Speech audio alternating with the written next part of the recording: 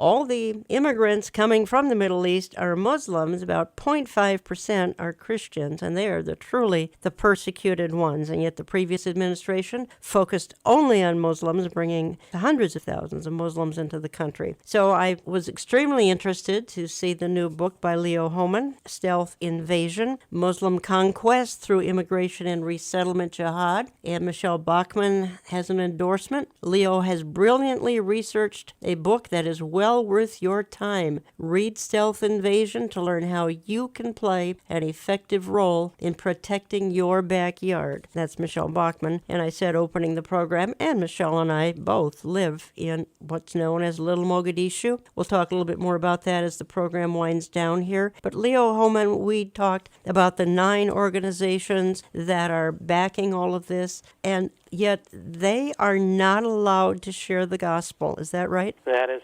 absolutely correct. They sign a contract, Jan, with the U.S. State Department, these 9 volunteer agencies, also called VOLAGs, of which 6 of them are religiously based. They sign a contract with the U.S. State Department agreeing not to proselytize any of the refugees that they resettle in our cities and towns. And this just sort of adds, in my opinion, to the lack of assimilation that the Muslim refugees in particular are failing to accomplish. They're living in enclaves in places like Minneapolis and Columbus, Ohio, and Seattle, and Atlanta, and San Diego, and they're not getting out and assimilating with the rest of our country and being exposed to anything but their own narrow Islamic culture. Leo, that's exactly right. Can you tell me of one instance from history where Muslim immigrants have ever truly assimilated en masse in a Western setting? That is a great question. No, I mean, there's some in process that they would tell you, well, we're in the process and we think we're going to be successful, but they certainly have not been successful yet. You take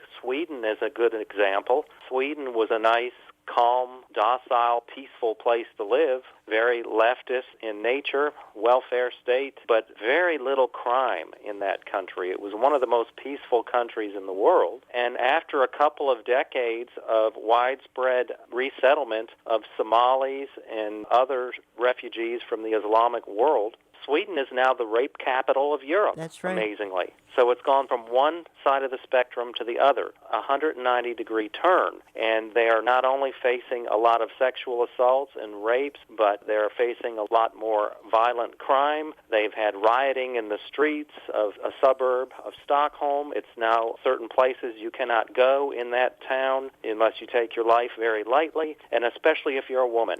So the same thing is now happening in Germany, where women are being told to cover up when they go out in public because you'll just be stimulating the demons within some of the migrants that have flooded into that country, having to separate men and women in spas and public pools in some of these places in Sweden, in Germany. You've heard about the migrant sex grooming gangs and running wild in the UK. Places like Rotherham, England have seen just hundreds of small girls, 11 to 13, 14 years old, brutally brought into these rape gangs where they pass them around from brother to brother, cousin to cousin, and it's just disgusting what's happened there, and the media tried to cover that all up. Leo, is there any reason we should think that this won't come to America? Right.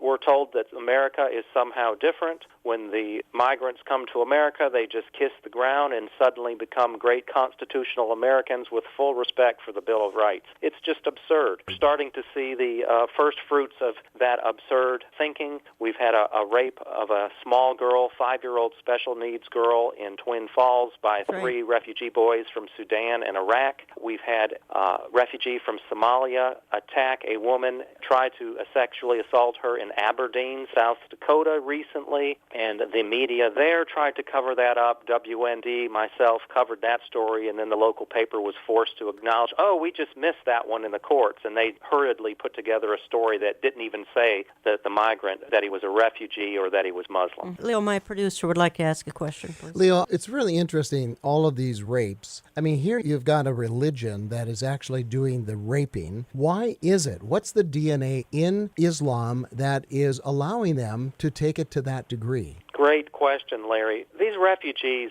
arrive here in America and in the West with a lot of baggage.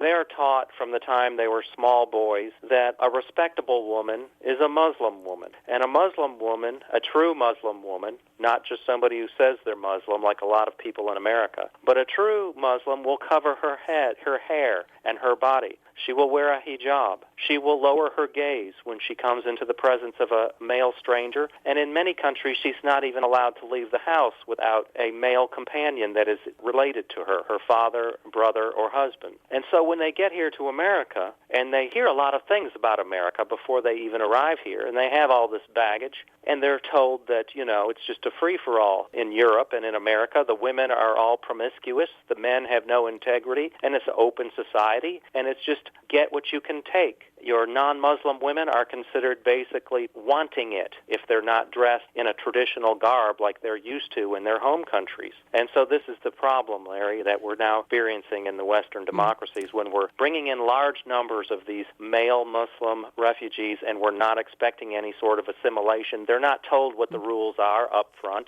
and what the penalty is and what the laws are. And so we have problems. I want to build on what you're saying, Leo, and you're listening to Understanding the Times Radio. I'm Jan Markell. I have Leo Hohmann on the line talking about his new book, Stealth Invasion. Eric Barger joins me today. I have a very short 3-minute clip because Fox News came to our little Mogadishu. That's what parts of the Twin Cities are called. That's where I headquarter. Pete Hegseth did a 6-7 minute feature. We're only going to play 3 minutes as he kind of roamed the Islamic community in the Twin Cities and tried to get some information from our local residents. And I think this backs up what we've talked about here for the first part of the program.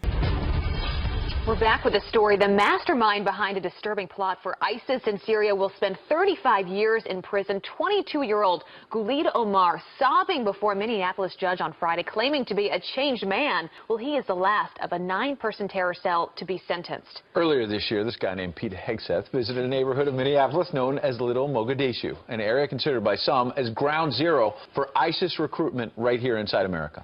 That's right. And Minnesota has been a hotbed for terror recruitment. But why? Why has this happened? Where does it come from? So I hit the streets of Minneapolis to check it out. Terror connection leading right back to the Twin Cities. Federal authorities say that a man's been arrested on terror-related charges. Major concerns in the Somali community over a terror recruitment video that was released by Al-Shabaab. It's often the lead story in the Twin Cities. Terror recruits coming from Minnesota, where thousands of Somalis relocated after civil war ripped their country apart in 1991. We're here in the Cedar Riverside area of Minneapolis, what some call Little Mogadishu. These towers have long been a symbol of a very large Somali Muslim population here in Minneapolis. What some would say an increasingly insular Muslim population. Pretty much everybody here is nice. They love this country. The worst propaganda is by news media, biased against all Muslims. And some people are targeting Muslims. Because I'm Muslim, it doesn't mean that I'm terrorist. Of more than 200 Islamic schools in the United States, at least 2, likely more, are located in Minnesota. American government is listed as a subject at one of these schools. The Islamic schools here in Minnesota, they teach Sharia law. Yeah, Sharia law. And what do they teach? Also American law, the U.S. Constitution? Actually, I have no idea about that one. While many first-generation Somalis come to America looking for a better life, we had a hard time finding people in the Cedar Riverside neighborhood who spoke English. We're here with Fox News just doing a story about the Riverside area. No English? Any at all? No? Just wanted to see if I could ask you a couple quick questions. No English. Would you be willing to chat with us? No, it's language. No English? No English. You go there and you see someone who's been there for like 20 years and he or she doesn't speak a single word of English because they don't interact with people outside that circle. It creates an environment where the lone wolf is going to be easier to hide in. Omar Jamal is an outspoken community leader in Minneapolis. Is radicalization still going on right now? Are Somali youth still being recruited by ISIS as we speak? Yes. National security expert Ryan Murrow has investigated radical mosques across the country and says terror recruits, most of them second-generation immigrants, feel isolated from society. One of the critical factors in ISIS propaganda is saying that you belong in the caliphate and your life will be better under the caliphate. You'll get free health care, the social services will be wonderful, we'll all treat you as friends and family members, we'll hook you up with a husband or a wife. And so they have this illusion that the caliphate is a wonderful thing. Then they go over there and then they see the truth. At least 2 young people who worshipped at the Al Farouk Mosque in Bloomington, near Minneapolis, have attempted to join terror organizations.